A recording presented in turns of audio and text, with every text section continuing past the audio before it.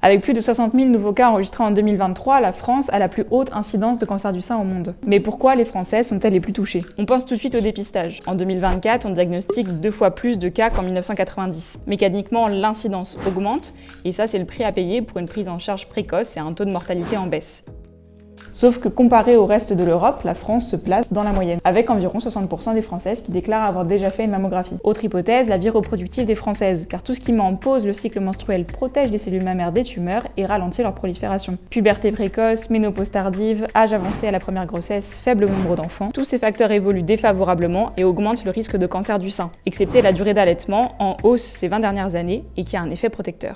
Mais là encore, ça n'explique pas tout. Comparé à l'Italie ou à l'Allemagne, la France se démarque peu. Par contre, d'autres facteurs liés à notre mode de vie sont pointés par les spécialistes. La sédentarité représente 3% des cas, le tabac 4%, le surpoids et l'obésité c'est 8%, et c'est surtout l'alcool avec 15% des cas de cancer du sein qui lui sont attribuables. Or, les Françaises sont parmi celles qui ont la plus forte consommation d'alcool au monde. Et plus récemment, les chercheurs ont aussi pointé l'influence de l'alimentation transformée et du travail de nuit. Mais ce n'est pas tout, des études sont en cours pour évaluer l'impact des polluants atmosphériques. Ils pourraient agir comme des perturbateurs endocriniens. Il s'agit donc d'un ensemble de facteurs, dont certains modifiables, autorisent une marge de manœuvre, et ça donne espoir.